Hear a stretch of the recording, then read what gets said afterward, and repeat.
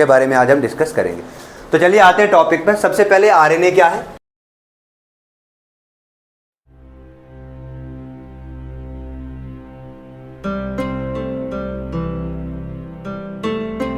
RNA क्या है? ये एक जेनेटिक मटेरियल है। This is known as ribonucleic acid.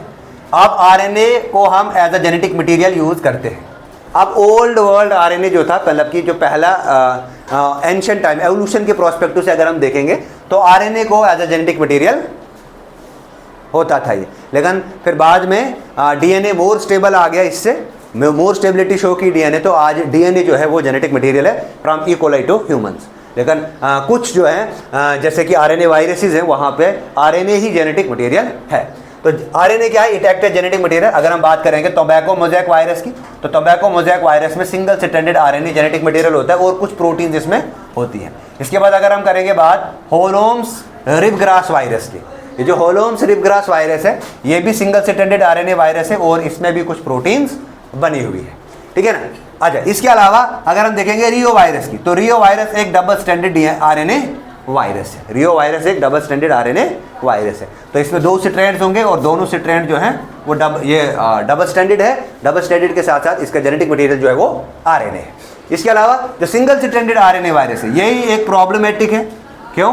क्योंकि हाईली अनस्टेबल होता है। Instability due to the presence of जो कार्बन सेकंड है वहाँ पे OH ग्रुप जो फ्री है, इसमें 2 फंक्शनल ग्रुप फ्री होते हैं, यानी कि 2 हाइड्रोक्सिल ग्रुप फ्री होते हैं, जिसकी वजह से ये हाईली अनस्टेबल कंपाउंड है, ठीक है ना। और हाईली अनस्टेबल कंपाउंड होने की वजह से ये बहुत सारी प्रॉब्लम्स ह्यूमन में काज करता है। जैसे इन्फ्लुएंजा वायरस है, तो इन्फ्लुएंजा वायरस के लिए प्रॉपर वैक्सीन नहीं बनी। क्यों? क्योंकि ये सिंगल स्ट्रैंडेड आरएनए है, ठीक है ना। आई बस हम नाउ इसमें अगर हम बात करेंगे TMV है, HRV है, इन्फ्लुएंजा वायरस है या सार्क कोविड-19 है, ठीक है ना। सार्क कोविड-19 है, तो ये जो है सार्क कोविड-19, इनमें सिंगल स्ट्रैंडेड आरएनए वायरस है। और साथ साथ में अगर हम बात करेंगे रेट्रो वायरस, जितने भी रेट्रो वायरसेस है सबका जो जेनेटिक मटेरियल है वो सिंगल स्ट्रैंडेड आरएनए है, ठीक है ना। नाउ अगर हम बात करेंगे, अगर हम डीएनए की बात की, तो DNA genetic material E coli से लेकर ह्यूमन तक है। इसके अलावा वायरसेस में भी जो डबल स्ट्रैंडेड डीएनए है, डबल स्ट्रैंडेड डीएनए वायरसेस में भी पाया जाता है। किस किस वायरस में डबल स्ट्रैंडेड डीएनए पाया जाता है? T4 और लैम्डाफाज में। ये जो T4 और लैम्डाफाज है इन्हें ज़्यादातर बायोटेक्नोलॉजी में हम यूज़ करेंगे, ठीक है ना। हम बायोटेक्नोलॉजी में इन्हें एज अ क्लोनिंग वेक्टर की तरह यूज़ करते हैं। क्यों करते हैं यूज़? क्योंकि इनमें डबल स्ट्रैंडेड डीएनए पाया जाता है। ये एक बहुत इंपॉर्टेंट प्रॉपर्टी है इनकी, ठीक है ना। नाउ इसके अलावा सिंगल स्ट्रैंडेड डीएनए भी पाया जाता है कि बैक्टीरियोफाज में ही पाया जाता है। एक बैक्टीरिया है जिसका नाम है 5174 बैक्टीरियोफाज। बैक्टीरियोफाज आपको पता है virus eating bacteria is known as bacteriophage, है ना। उसके बाद अगर हम M13 बैक्टीरियोफाज की बात करेंगे, इनमें होता है सिंगल स्ट्रैंडेड डीएनए। अगर ऐसे हम बात करेंगे कि आरएनए या राइबोन्यूक्लिक एसिड जो है ये प्रेजेंट कहाँ पर है, तो राइबोन्यूक्लिक एसिड एक तो ये साइटोप्लाज्म में प्रेजेंट होता है, साइटोप्लाज्म में ज़्यादा मात्रा में प्रेजेंट होता है, और न्यूक्लियस के न्यूक्लियोलस व न्यूक्लियोप्लाज्म में न्यूक्लियोलस है, न्यूक्लियोलस में आरएनए की सिंथेसिस होती है। आई बस तो हम ये कह सकते हैं कि आरएनए ज़्यादातर साइटोप्लाज्म में प्रेजेंट होता है और उसके बाद आता है ये न्यूक्लियोलस में। नाउ ये राइबोन्यूक्लिक एसिड जो है ये बना होता है राइबोन्यूक्लियोटाइड्स का। ये जो राइबोन्यूक्लियोटाइड्स हैं ये राइबोन्यूक्लियोटाइड्स बनी होती हैं राइबोन्यूक्लियोसाइड्स की, ठीक है ना। किसकी बनी होती है? राइबोन्यूक्लियोसाइड्स की। अब ये राइबोन्यूक्लियोसाइड्स क्या है? राइबोन्यूक्लियोसाइड्स आता है सीधा 5 कार्बन की शुगर, 5 कार्बन की शुगर, उसके साथ जब हम नाइट्रोजनस बेस जोड़ेंगे, क्या जोड़ेंगे? नाइट्रोजनस बेस, तो बनता हमारे पास राइबोन्यूक्लियोसाइड्स। फिर राइबोन्यूक्लियोसाइड्स में हमने ये H3PO4 यानी कि फॉस्फोरिक एसिड को ऐड करना है, तो बन जाता है हमारे पास राइबोन्यूक्लियोटाइड्स। तो राइबोन्यूक्लियोटाइड्स जो है ये बेसिक बिल्डिंग ब्लॉक है, it is a basic building block for RNA, ribonucleic acid. तो ये राइबोन्यूक्लिक एसिड्स जो है ये किसका बना है? राइबोन्यूक्लियोटाइड्स का। बहुत सारी राइबोन्यूक्लियोटाइड्स की सीक्वेंस है, तो ये राइबोन्यूक्लियोटाइड सीक्वेंस किसकी बनी है? इसमें क्या क्या है? एक तो इसमें राइबो शुगर होता है, ये राइबो शुगर जो है ये 5 कार्बन का होता है, और 5 कार्बन की शुगर को हम बोलते हैं पेंटोस, है ना। ये राइबो शुगर, अगर हम डीएनए की बात करें तो डीएनए में डीऑक्सीराइबोस है ना। नाउ अगर हम बात करेंगे नाइट्रोजनस बेस की, तो यहाँ पे नाइट्रोजनस बेस 2 तरह के हैं, एक है प्यूरीन, दूसरा है पिरिमिडीन, ठीक है ना। अगर हम प्यूरीन की बात करेंगे तो प्यूरीन यहाँ पे एडेनिन और गवानीन होता है। क्या होता है? एडेनिन और गवानीन होता है। और अगर हम पिरिमिडीन की बात करेंगे तो पिरिमिडीन यहाँ पे साइटोसिन और यूरासिल होता है। इन केस ऑफ आरएनए में थाइमीन एब्सेंट होता है, थाइमीन जो है ये एब्सेंट होता है। ठीक है ना। और आरएनए जो है राइबोन्यूक्लिक एसिड, ये एसिडिक कंपाउंड किसकी वजह से बनता है, इस H3PO4 की वजह, फास्फोरिक एसिड की वजह से एसिडिक कंपाउंड ये बनता है। उसके बाद अगर हम बात करेंगे नाइट्रोजनियस बेस और राइबो शुगर के बीच में जो बॉन्ड बनेगा उसे कहते हैं ग्लाइकोसाइडिक बॉन्ड। क्या कहते हैं उसे, ग्लाइकोसिडिक बॉन्ड कहते हैं। और ये जो नाइट्रोजनस बेस जो है H3PO4 यानी कि दिस फास्फोरिक एसिड के साथ जुड़ा है, उससे हम क्या कहते हैं, उससे हम कहते हैं फास्फोएस्टर बॉन्ड, नॉट डाइएस्टर, फास्फोएस्टर बॉन्ड। और अगर ट्राइफॉस्फेट है तो दो फॉस्फेट के बीच में जो बॉन्ड होता है उसे कहते हैं एसिड एनहाइड्राइड बॉन्ड। क्या कहते हैं उसे, एसिड एनहाइड्राइड बॉन्ड कहते हैं, एसिड एनहाइड्राइड बॉन्ड। और याद रखना एसिड एनहाइड्राइड बॉन्ड जो है ये रिच एनर्जी रिच मॉलिक्यूल होता है, ये बहुत, इसमें बहुत ज़्यादा एनर्जी होती है। जो फास्फोएस्टर बॉन्ड जो है वो एनर्जी रिच बॉन्ड नहीं है, उसमें एनर्जी नहीं होती, वो तो सिर्फ बॉन्डिंग करेगा, ठीक है ना। अब देखो यहाँ पर प्यूरिन और पिरिमिडीन के बीच में नाइट्रोजनस बेसिस होंगे, ये प्यूरिन और पिरिमिडीन के बीच में जो बॉन्डिंग होगी वो होगी वाटसन एंड क्रिक बॉन्डिंग, यानी कि जिसको हम बोलते हैं Watson and Crick hydrogen bonding. अब आरएनए क्या है, आरएनए का चार्ज भी ये नेगेटिव चार्ज होगा। क्यों होगा negative charge, due to the presence of this phosphoric acid, ठीक है ना, क्लियर है ये चीज। नाउ उसके बाद अगर हम बात करेंगे, ये तो था एज अ जेनेटिक मटेरियल, लेकिन आरएनए के कुछ और भी फंक्शंस हैं।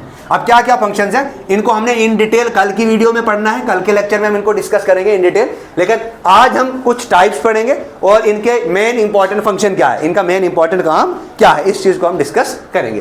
देखिए एक आरएनए है जिसका नाम है मैसेंजर आरएनए, इसको हम एमआरएनए भी कहते हैं, mRNA stands for messenger RNA. ये मैसेंजर आरएनए क्या क्या करता है, ये मैसेज प्रोवाइड करता है प्रोटीन को, क्या ये मैसेज प्रोवाइड करता है, यानी कि ये इंफॉर्मेशन देता है प्रोटीन के लिए। नाउ नेक्स्ट आता है टीआरएनए। टीआरएनए का मतलब होता है ट्रांसफर आरएनए। ये क्या करता है, ये एक एडाप्टर मॉलिक्यूल की तरह एक्ट करता है, और एडाप्टर मॉलिक्यूल की तरह एक्ट करने से अमीनो एसिड्स ले आता है, अमीनो एसिड्स को प्रोटीन में कन्वर्ट कर देता है, अमीनो एसिड्स को प्रोटीन, क्योंकि अमीनो एसिड्स से ही प्रोटीन बनता है, amino acids are the building blocks for protein. तो छोटे छोटे the basic sub unit, the basic unit of protein is amino acids. तो अमीनो एसिड्स मिलकर प्रोटीन बनाते हैं, तो प्रोटीन बनाने में इन्वॉल्व कौन है, राइबोसोम से, राइबोसोम ही प्लेटफॉर्म प्रोवाइड करता है, ठीक है ना। राइबोसोम ही प्रोटीन की, ribosome is known as protein factory of the cell. Ribosome एक ऐसी ऑर्गेनेली है जो प्रोटीन बनाता है। तो राइबोसोम्स जो है वो उसमें वो मेम्ब्रेन नहीं होता है, उसमें यूनिट्स होते हैं, एक बड़ा यूनिट होता है, एक छोटा यूनिट होता है।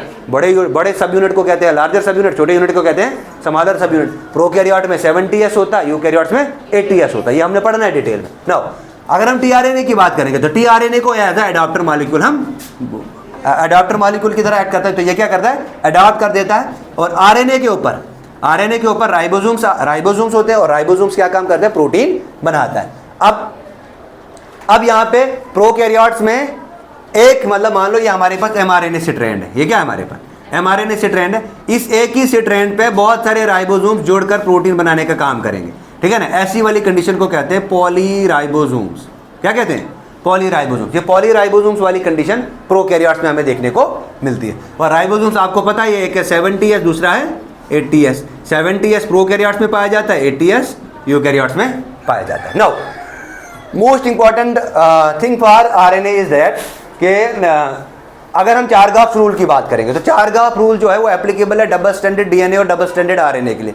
चारगाफ रूल जो है वो it is not applicable to single standard RNA और सिंगल स्टैंडर्ड डीएनए। क्यों, क्योंकि चारगाफ रूल्स का जो फोर्थ पोस्टुलेट है वो ये कहता है कि the amount of purine residue is equal to the amount of pyrimidine residue, ठीक है ना। और ये बात जो है सिंगल स्टैंडर्ड आरएनए या सिंगल स्टैंडर्ड डीएनए के लिए फिट नहीं बैठती है। क्लियर है ये चीज। नाउ उसके बाद अगर हम बात करेंगे, अगर हम कंसंट्रेशन के हिसाब से देखेंगे तो कंसंट्रेशन के हिसाब से सबसे ज्यादा कंसंट्रेशन में राइबोसोमल आरएनए पाया जाता है, उसके बाद ट्रांसफर आरएनए पाया जाता है, उसके बाद मैसेंजर आरएनए पाया जाता है। अगर हम मैसेंजर आरएनए की बात करेंगे, ये 3 to 4 होते हैं। 3 जो है 3 मैसेंजर आरएनए प्रोकैरियोट्स में पाए जाते हैं, और 4 मैसेंजर आरएनए जो है वो यूकैरियोट्स में पाए जाते हैं। अगर हम ट्रांसफर आरएनए की बात करेंगे, approximately 35 different types of transfer RNA are found in a cell. और उसके बाद अगर हम राइबोसोम्स की बात करेंगे तो राइबोसोम्स के बहुत कम यूनिट्स होते हैं, ज़्यादा से ज़्यादा 4 या 5, वो भी एक ही राइबो 70S की फर्दर सब डिविजन्स हैं, और कुछ प्रोटीन के पार्ट्स इसमें होते हैं। अगर हम डाइवर्सिटी की बात करेंगे तो डाइवर्सिटी के हिसाब से सबसे ज़्यादा डाइवर्स मैसेंजर आरएनए, उससे कम डाइवर्स ट्रांसफर आरएनए, उससे कम डाइवर्स राइबोसोमल आरएनए। कंसंट्रेशन के हिसाब से राइबोसोम पहले नंबर पे आएगा, डाइवर्सिटी के हिसाब से राइबोसोम लास्ट वाले पे आएगा। ठीक है, ट्रांसफर आरएनए मिडल में ही रहेगा, तो आपने बताना ट्रांसफर आरएनए मिडल में ही रहेगा। तो ये सिर्फ राइबोसोमल आरएनए और मैसेंजर आरएनए में चेंज आएगा। नाउ इसके अलावा और भी राइबोसोम्स हैं, और भी आरएनएज हैं। एक आता है स्मॉल न्यूक्लियर आरएनए। इस स्मॉल न्यूक्लियर आरएनए को हम एसएनआरएनए कहते हैं। इस एसएनआरएनए का क्या काम है? Transcriptional gene, post transcriptional gene silencing का, ठीक है ना, मतलब ये पोस्ट ट्रांसक्रिप्शनल जीन साइलेंसिंग में एक इंपॉर्टेंट रोल प्ले करता है। उसके बाद अगर हम बात करेंगे स्मॉल साइटोप्लाज्मिक आरएनए, ये जो स्मॉल साइटोप्लाज्मिक आरएनए है, this small cytoplasmic RNA is involved in, ये किस में इन्वॉल्व है? प्रोटीन टारगेटिंग में इन्वॉल्व है। और प्रोटीन टारगेटिंग किसकी करता है? ये सेक्रेटरी प्रोटीन्स की। और किस सेक्रेटरी प्रोटीन्स की कहाँ पे करता है? Rough endoplasmic reticulum. आपको पता है प्रोटीन कहाँ पे बनती है? राइबोसोम्स पे बनती है। ये राइबोसोम्स मान लो हमारे पास ये फिंगर लाइक प्रोजेक्ट है, ये नेटवर्क प्रोवाइड करिए, हमारे पास एंडोप्लाज्मिक रेटिकुलम है। इस एंडोप्लाज्मिक रेटिकुलम पे राइबोसोम्स हैं, तो इसे कहेंगे रफ एंडोप्लाज्मिक रेटिकुलम। अब ये रफ एंडोप्लाज्मिक रेटिकुलम क्या करेगा? इसके ऊपर राइबोसोम यानी कि प्रोटीन बनेगा। अब प्रोटीन बनेगा तो प्रोटीन की टारगेटिंग, इस प्रोटीन को कहाँ भेजना है? क्या इसको साइटोप्लाज्म में भेजना है? क्या इसको न्यूक्लियस में भेजना है? क्या इसको लाइसोसोम में डिग्रेड करने भेजना है? तो ये क्या करेगा? ये इसमें इन्वॉल्व होगा, ठीक है ना। और प्रोटीन के मॉडिफिकेशन कहाँ पे होती है? प्रोटीन की मॉडिफिकेशन कहाँ पे होती है? गोल्गी कम्प्लेक्स में होती है। गोल्गी कम्प्लेक्स में दो फेज आते हैं, एक आता है सिस फेज, दूसरा आता है ट्रांस फेज। सिस फेज से प्रोटीन आई, मॉडिफाई होगी, और ट्रांसफर से अच्छी खासी प्रोटीन निकली, ठीक है ना। नाउ तो स्मॉल साइटोप्लाज्मिक आरएनए इसमें इन्वॉल्व है। उसके बाद आता है गाइड आरएनए। ये गाइड आरएनए क्या करता है? ये आरएनए की एडिटिंग करता है। हम पढ़ेंगे आरएनए की एडिटिंग भी बहुत जरूरी है। उसके बाद आता है siRNA। siRNA इसको हम पढ़ते हैं स्मॉल इंटरफेरिक आरएनए, और mRNA इसको कहते हैं माइक्रोन इंटरफेरिक आरएनए। ये भी आरएनए है। Know the last one is that is ribo enzyme. अब ये राइबो एंजाइम क्या है? ये एक कैटालिटिक आरएनए है। ये कैटालिटिक आरएनए क्या करता है? It act as an enzyme, और एंजाइम अगर है तो ये कैटालिटिक रिएक्शन करेगा, ठीक है ना, रेट ऑफ रिएक्शन को फास्ट करेगा, एक्टिवेशन एनर्जी को कम करेगा, ठीक है ना, सबस्ट्रेट को प्रोडक्ट में कन्वर्ट करेगा। ये इसका काम रहेगा। क्योंकि और इस राइबो एंजाइम्स में एग्जांपल्स क्या क्या आती हैं? राइबो एंजाइम्स में ग्रुप 1 आता है, ग्रुप 2 आता है, RNase P, ribo nucleus phosphatase आता है, यहाँ फॉस्फेट, यहाँ पेप्टाइल ट्रांसफेरेज आते हैं, ठीक है ना। तो ये था हमारा आज का टॉपिक आरएनए, और आरएनए के कुछ बेसिक्स टाइप्स हमने पढ़ी, कुछ फंक्शनल रोल पढ़ा इसका, और कुछ जेनेटिक रोल भी देखा। Thank you.